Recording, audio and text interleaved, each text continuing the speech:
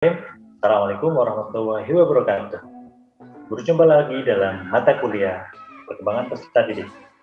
Nah, kali ini kita akan membahas tentang multiple intelligence atau kecerdasan majemuk.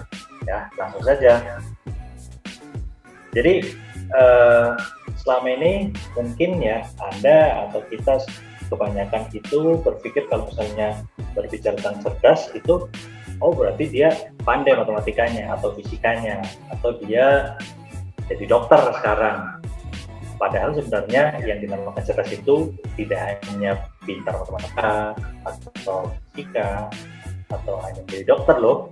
Kecerdasan itu sebenarnya macam-macam. Kalau misalnya ada yang pintar atau sangat bagus sekali dalam olahraga atau menyanyi atau bahasa atau komunikasi, itu juga cerdas. Nah, salah satu peneliti namanya Howard Gardner ini menemukan teori bahwa ada 8 jenis kecerdasan, yaitu kecerdasan kinestetik, interpersonal, verbal atau linguistik, logis atau matematis, naturalis, intrapersonal, visual atau spasial, dan ke-8 yaitu kecerdasan musikal. Nah, kalau ingin tahu lebih lanjut, kita simak sama-sama. Oke, tapi sebelumnya kita harus memahami dulu sebenarnya apa itu cerdas. Nah, cerdas itu pertama kita bahas dulu tentang kebiasaan. Cerdas itu apa? Cerdas itu sebenarnya ada 2 ciri yang utamanya. Yang pertama itu kreatif, yang kedua itu bisa memecahkan masalah dalam hal tertentu. Tadi kan kita sudah perkenalan dengan ternyata ada 8 jenis kecerdasan loh. Jadi cerdas itu tidak melulu tentang matematika atau fisika, tapi ada macam-macam tadi, mulai dari kinestetik sampai interpersonal. Nah, terus bagaimana pola kerja multiple intelligence atau kecerdasan majemuk itu? Yang pertama, bagaimana kita menemukan kecerdasan itu di dalam diri kita, atau nanti sebagai guru SD bagaimana kita menemukan kecerdasan itu, kemampuan itu ya di dalam diri siswa SD. Kemudian bagaimana kecerdasan itu ditaruh di tempat yang tepat, maka itu akan menjadikan ada bakat dan ditaruh di tempat yang tepat akan menjadikan sesuatu yang hebat, kunci yang baik.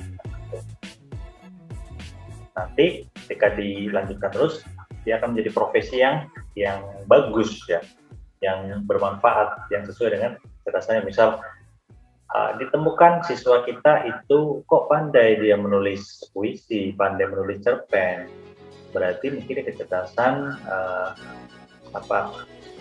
verbal ya atau word smart, kecerdasan merangkai kata itu.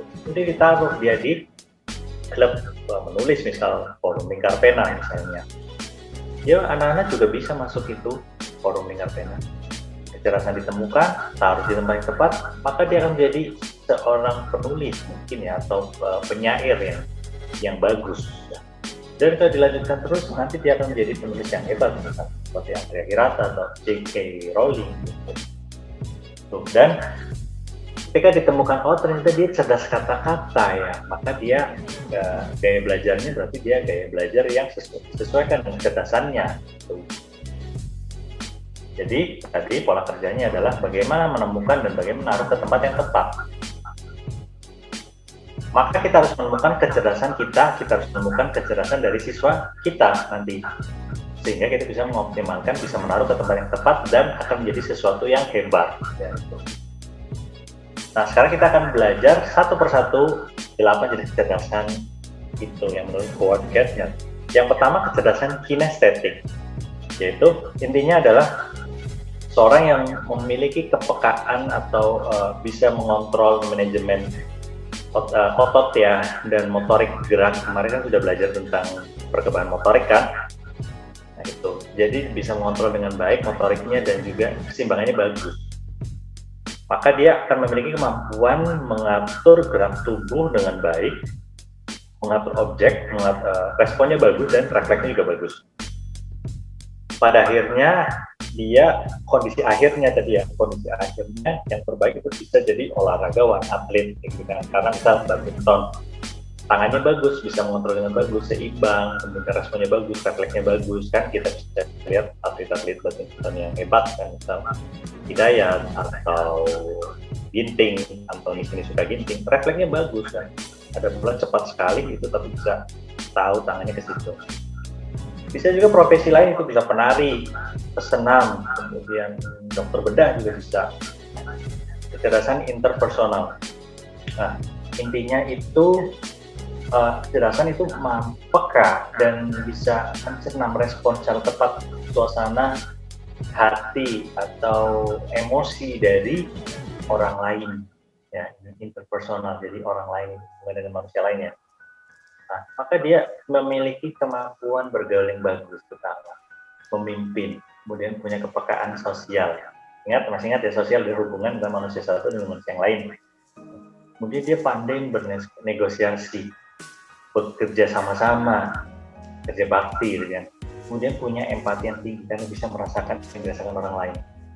Kondisi terbaik, dia bisa jadi konselor, psikolog, ya, politikus, pemimpin, jadi presiden bisa, dan motivator seperti Maria Teguh, gitu kan. Nah, siswa SD yang memiliki kecerdasan interpersonal itu biasanya gaul, supel, ya. Itu banyak teman yang suka, itu yang seperti itu, gitu. Ciri-ciri utama. Selanjutnya itu kecerdasan verbal atau linguistik. Itu intinya, komponen intinya itu dia memiliki kepekaan pada bunyi-bunyian, kemudian struktur, dan dia memiliki pandai menemukan makna dan fungsi kata dari bahasa-bahasa. Kemampuannya ya, terutama kemampuan bahasa, ya, pintar dalam membaca, menulis, diskusi, berdebat, berargumen, ya. Dan keterampilan bahasa kan kemarin perkembangan bahasa, masih ingat kan apa itu bahasa, perkembangan bahasa. Maka kondisi akhir terbaiknya dari orang yang siswa kita yang pandai memiliki kecerdasan verbal linguistik adalah jadi penulis, ya, wartawan, terus politik juga bisa jadi ahli politikus juga, penyiar radio, voice over, presenter, guru, dosen juga, dan pengacara gitu kan. Nah, ciri-cirinya itu siswa SD yang pandai, ya, atau memiliki kecerdasan verbal linguistik itu biasanya pandai bicara, kemudian suka cerita, ya komunikasinya bagus lah, kemudian ya antusias kalau dalam mendengarkan dongeng juga kan. Selanjutnya, nah ini kecerdasan yang paling populer, ya, logis, matematis. Intinya dia itu peka dalam memahami pola-pola yang logis, logika, menggunakan logika alur sebab akibat, kemudian numerik, angka-angka, dan mengukur dia pandai. Kemampuannya maka dia akan memiliki kemampuan yang menonjol, berhitung, menalar, berlogika, dan memecahkan masalah atau topik. Kondisi terbaik itu maka dia bisa jadi ilmuwan, matematikawan, fisikawan, pengacara juga bisa, psikiater, psikolog juga bisa, programmer juga bisa. Nah, ciri-ciri siswa SD yang memiliki kecerdasan logis matematis itu dia selalu memiliki jawaban yang logis, kemudian kadang pertanyaan-pertanyaan kritis, ya kan, yang kadang anaknya sih kok bisa bertanya seperti itu, gitu kan. Terus pandai juga dia dalam pengukuran berhitung, pandai di matematika lah, ya. Pak juga pandai. Oke, selanjutnya kecerdasan naturalis. Ini komponen intinya adalah memiliki kepekaan untuk meneliti gejala alam, ya, natural alam. Maka dia memiliki kemampuan yang menonjol dalam meneliti, kemudian mengklasifikasi gejala-gejala alam. Kondisi air yang terbaik itu ya jadi peneliti alam, ya, saintis alam, ahli biologi, zoologi, kan, itu, terus dokter hewan bisa, kemudian pecinta binatang juga ada, perawat binatang itu kan juga ada, dengan volunteer.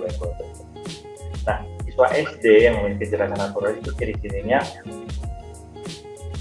dia suka dengan alam, ya, dengan tumbuhan, suka nanam, suka menanam tanaman, kemudian suka dengan binatang, suka pelihara binatang. Walaupun kadang-kadang anak kecil itu jangkrik lah, atau belalang, ikan, dan sebagainya. misalnya memelihara kucing juga seperti itu, suka dengan batu-batuan, menggunakan batuan, namanya naturalis. Selanjutnya kecerdasan interpersonal. Nah, beda ya sama tadi intra, ini mas intra. Kalau tadi sebelumnya interpersonal, ini intrapersonal. Ini intinya adalah seseorang individu yang memiliki kepekaan, peka itu memahami perasaan diri sendiri ya, intra. Dan bisa membedakan emosi dari diri sendiri. Nah, dia maka memiliki kemampuan yang menonjol dalam mengenali diri sendiri. Kemudian intuisi itu apa ya? Perasaan diri, kemudian memotivasi diri sendiri, sensitif terhadap hal-hal yang menyangkut batin ya. Maka ini kondisi akhir yang terbaik, dia bisa jadi psikoterapis, pemimpin agama, pemimpin spiritual juga bisa, kemudian penasehat dan juga filsuf. Nah, anak SD yang memiliki ciri-ciri kecerdasan intrapersonal itu adalah dia pandai, dia bisa mengenali, menilai diri sendiri, kemudian bisa mengerti kelebihan kekurangannya, terus apa yang dia rasakan, kemudian bagaimana dia bereaksi terhadap situasi, bisa mengontrol emosi dirinya. Kalau sedang senang bisa mengontrol, sedang sedih juga marah dan bisa mengontrol. Selanjutnya kecerdasan visual atau spasial. Ini intinya adalah seorang yang memiliki kepekaan memahami perasaan diri sendiri. Seorang yang mampu tentang visual lah, ya, bisa paham tentang visual, tentang tata ruang gitu. Kemampuannya, nah ini kemampuannya itu bisa menggambar dengan bagus ya. Ini kadang praktek menggambar bagus, kemudian membuat denah juga bagus, memahami peta dengan baik gitu kan, seperti itu. Kondisi akhir yang bisa menjadi seniman, ya seniman pelukis, kemudian menjadi desainer, arsitek juga bisa. Gitu. Nah, anak SD yang memiliki ciri kecerdasan visual spasial itu bisa pintar menemukan barang yang hilang, ya kan? Terus bisa menilai ini kok bagus, ruangan ini seharusnya seperti ini. Perabotnya seperti ini, kadang seperti itu kan, menilai tentang bangunan, seperti itu ciri-cirinya. Kemudian selanjutnya kecerdasan musikal. Ini intinya adalah kepekaan menciptakan dan mengapresiasi irama, pola nada, warna nada, kemudian ekspresi musikal lah intinya. Ini kemampuannya bisa menciptakan lagu, menyanyikan lagu dengan baik, membentuk irama, mengenali nada, kan? Kadang bisa dia tahu not padahal tidak ada tulisannya, tapi hanya mendengar lagu dia tahu notnya, itu kan. Itu mungkin kemampuan memiliki kecerdasan musikal. Kondisi akhir ya pasti jadi komposer ya, pencipta lagu, penyanyi, kemudian main musik kan. Nah, itu anak SD memiliki ciri-ciri kecerdasan musik itu, contohnya itu yaitu tadi pandai bermusik, kemudian bisa mengenali nada, bahkan yang tadi yang sangat menonjol itu bisa mengenali nada walaupun hanya mendengarkan lagunya saja. Kemudian ketukannya bagus lah. Nah, kalau di drum band ya, dulu saya pernah marching band, itu biasanya memiliki kecerdasan musikal yang bagus. Kalau yang laki-laki itu dia akan pegang tom-tom yang ada 3 itu. Kayak itu yang paling sulit, ketukannya paling sulit dan benar-benar yang berbakat dalam tanda maksudnya cerdas dalam secara musikal ya. Nah, itu terakhir tadi. Sekarang terus bagaimana sih tips mengembangkan kecerdasan diri maupun siswa SD kita nanti ya. Pertama ya kita harus temukan dulu sebenarnya kita tuh menonjol dominan cerdas di bagian mana.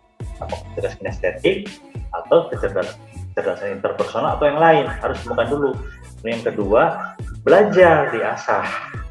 Jadi kalau misalnya ada siswa SD terus kok Anda menemukan dia sepertinya memiliki kecerdasan kinestetik ya, kalau dalam olahraga luwes gitu kan, katanya juga bagus, responnya bagus, refleksnya bagus, maka dia didorong untuk terus belajar, mengasah kemampuannya. Misal spesifik badminton, dia diminta latihan badminton. Kemudian yang ketiga, latihannya tidak cukup sendiri, tapi ada mentornya, coachnya, ada pelatih, supaya dia diberikan cara latihan yang efektif dan efisien ya. Jadi latihan itu kalau tanpa guru, dengan guru itu bisa, dengan guru itu seperti jalan pintas lah. Jadi kalau latihan sendiri mungkin 1 tahun, dengan guru dengan 1 bulan 2 bulan itu bisa sama hasil akhirnya. Jadi mentor itu penting.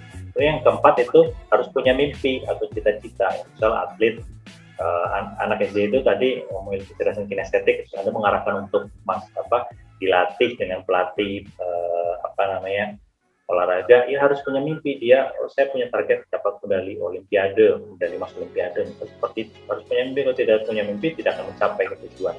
Kemudian selanjutnya, nah ini bisa mengatasi kegagalan. Jadi jangan Anda pikir seorang yang sukses itu mengembangkan atau membawa bakat-bakat dari kecerdasan mereka itu tidak gagal. Tidak, mereka adalah orang yang sering gagal tetapi bisa menyikapi kegagalan itu dengan positif. Atau Maria Teguh sukses kecerdasan interpersonal sebagai motivator kan, terus gagal dari mungkin menjadi motivator terus tidak didengarkan atau tidak dapat job atau kurang direspon baik gitu kan. Tapi bagaimana menyikapi kegagalan itu, Maria Teguh bisa, akhirnya dia bisa sukses. Kemudian kecerdasan kinestetik, misal Susi Susanti juga ada filmnya, silakan bisa tonton seperti apa, bagaimana dia pernah gagal kemudian bangkit seperti itu. Dan silakan Anda lihat film-film tokoh-tokoh kisah nyata ya, pasti ada masa-masa kegagalan, bahkan kegagalan yang sangat pahit, yang sangat jatuh. Kemudian selanjutnya yaitu masuk dalam komunitas talenta ya. Tadi kalau misalnya memiliki kecerdasan kinestetik, ya masuklah ke klub olahraga. Jadi pintar badminton, masuklah ke klub badminton. Kalau bisa masuk ke klub yang bagus, PB Jarum, supaya itu ada mentornya yang bagus kan. Tuh. Jadi di klub itu kita bisa menemukan tempat untuk mempraktekkan talenta atau kecerdasan kita. Iya kan? Oh, saya cerdas kinestetik, terutama di pingpong misalnya. Saya masuk klub pingpong. Jadi di situ kan saya bisa main pingpong, menunjukkan bakat kecerdasan saya bermain pingpong. Gitu. Kalau misalnya tidak, saya mau menunjukkan kecerdasan kita di depan rumah misalnya. Oh, saya cerdas teater misalnya di depan rumah terus berakting kan, ya kan lucu. Tuh. Mungkin seperti itu saja, mudah-mudahan bisa dipahami. Quote terakhir ya. Kita harus temukan apa itu bakat kita, kecerdasan kita, kemudian kita asah, baru kita akan menjadi berhasil. Jadi temukan, asah, berhasil. Begitu. Saya akhiri. Assalamualaikum warahmatullahi wabarakatuh.